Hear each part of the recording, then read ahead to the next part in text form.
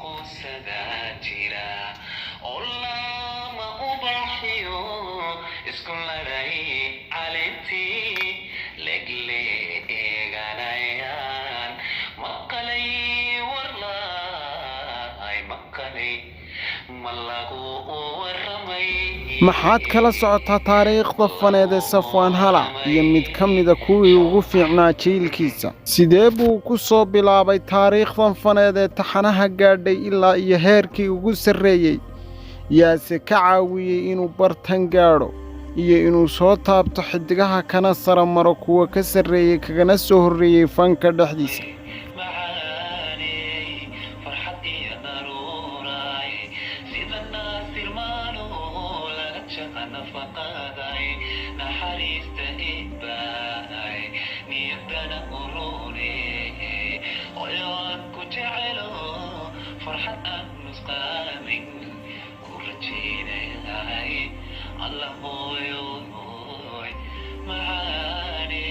marka laga hadlayo inaad fanka heer ka gaadho waa sida adigoo tahriibaya gay lama dagaana oo aan biyo oolin isla markaasina ku socda dhul nimcaa kaasi oo aad doonaysid inaad ku nagaado tigaadda iyo jiiqana aad ku dalxiisto haddaba fanaanku waa Safwan Halac wuxuu ka soo bilaabay fankiisa magaalada Hargeysa halkaasina wuxuu ka helay dhiirigeliyayaal ay ka mid ahaayeen labadii suxufiye waaweynaa isla markaasina la janiinta ahaa waa Nimco Samriye iyo Allah u naxariistay suxufi Cawke labadaasi suxufiye waaweyni waxay ka caawiyeen Safwan Halac waa fanaankeenna hadda aan naqaan inuu heer ka gaadho fanka isla markaasina uu si fudud ku soo galo fanka markii ugu horreysay uu ka soo muuqdo fankana wuxuu ka soo muuqday barnaamij ay labadaasi wariye qabtaan oo ka bixi jiray TV-ga Home Cable gaar ahaan barnaamijka intaasi kadib Safwan Halac wuxuu fursad u helay inuu heestani ka qaado isla meesha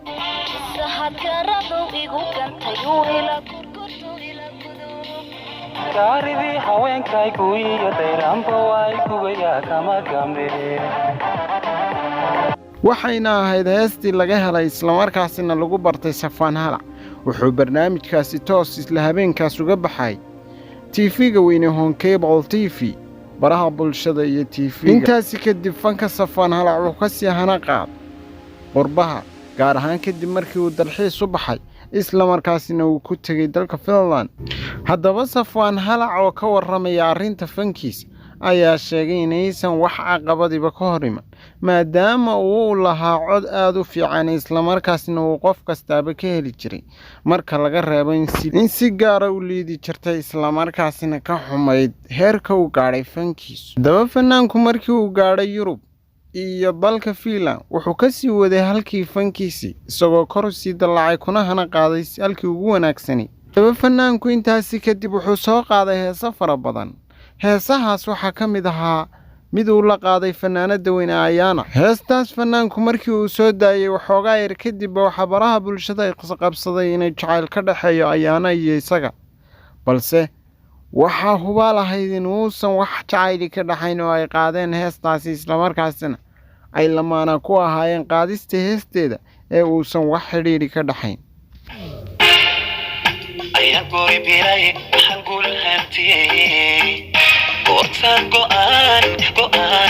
isla gaarnay goor isiyow kalgacal wuxuu galan helaa markay labo godoboor isu gaar noqdaan gacataydii dumarkaarido gobta ugu habboon kuma gaaraya waana Safwan Halac oo wax guura soo marin ilaa iyo hadda oo 2021 la marayo waa Safwan Halac oo aan ilaa iyo hadda guursan isla markaasina 28 jira waxaan ku dhashay magaalada Berbera ku dhashay Hargeysa oo ku soo koray Hargeysa oo ku soo kortay Berbera ku dhashay laakiin Hargeysa ku soo koray laakiin noloshaada meesha ugu badan Hargeysa weeyaan Hargeysa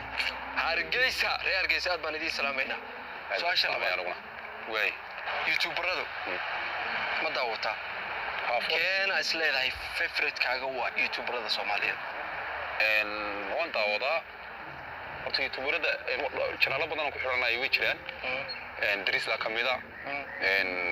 waxaan daawadaa inta badan dariisle waan daawadaa laakiin waxaan daawadaa waxaan jecelay barnaamijyada ogaalka dunida iyo barnaamijku isdariis kuwaasaan yar daawadaa laakiin youtuberada caadiga ee soo ka saaxiibkay joogaan waxaan wareereen waa dariisle weeyaan dariisle daawada lambar 1 ha okay marka ay timaado youtuberadu marka heestaada ama video kaaga reaction laga bixinayo si qaldan ma laga yaabaa inaad ka xanaaqdid ama maaragtay dareenkaaga u bedelo war muxuu iga rabaa personal you attack gareynayo weliga kama xanaaq because wax kasta feedback bilayn aad marka feedback uu soo gudbiyaan iyaguna si fiican qofta uu talagalay inuu ama qofkaas ka caayo mooyaane inta badan youtuberadeennu anu ma dhaliilay wallahi way sheegaan waana runtoodu waxay sheegaan 100% marka ma dhaliilay reaction عادي لكن wixii xun wax qoran waxa soo xun yahay wixii dad saxsan that's all marka waxa ula jeedaa waxa u qaadataa in a good way in a positive way qaladka sadoo waa iska saxiisa positive oo qaata saxiisa dabcan والله okay su'aasha kaleeto ma browda tan xogaa yara adag tahay waxayna ku saabsan tahay fanka Soomaaliyeed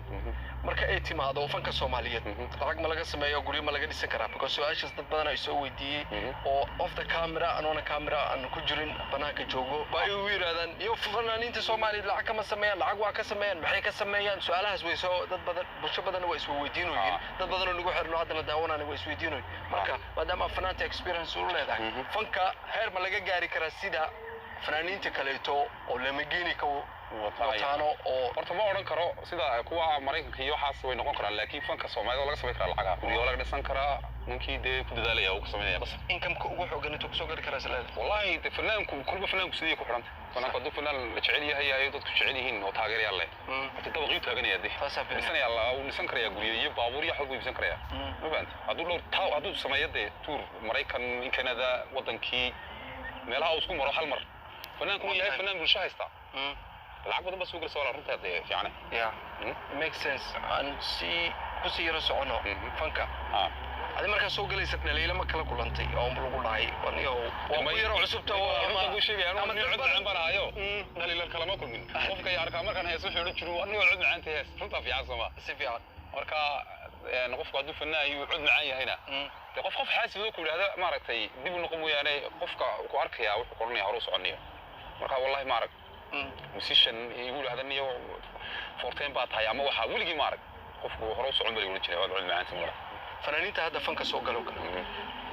ما دقي ستا كيفان إسلام ذاي أدليست نكان وا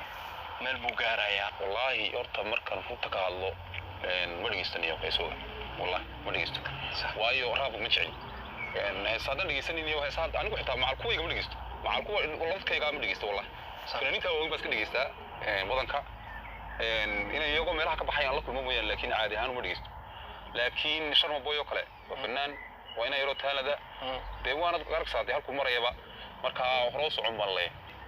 يس إنه هروس وصعب علينا شرم يدي نمط كله رابر رابا سفيان سؤال قدام بيسويه أو كويدينا يو هسه ما دقيست والله يرولا ما دقيست وادوب تكري وانا فسارة دقيست هست هذا من هست ما نروح فيديو يورتا أو يدو أمان عضو بيان يروح فيديو ميسكي دقيست مو يعني هست أنا لا أنت ملك شدوب دقيست رنتا في يعني مركي عائمات هست هذا مل ويكشف أنت وتتكلم تكون راح يسنا واحد دريما أنا يرا حد دريما أنا من هيس يورتا دريما أنا كوا يرا كلا يا أوكي يرا كلا ولا marka yani codkaaga marka baqashid because isku mid ma boogta waxaan dareemaa inaan horta aanu heesayo sax inaan baa igu tiri maalin walaal safaano marka heesayo maxaa dareetaa baa igu tiri moog waxaan dareemaa ma qulina aanu heesayo horta aanu baa heesaya laakiin xogaa shucuurteedu wax yar noqotay si qof yara khajilsan oo kale oo xishoonaya iska xishoonaya ha isbaa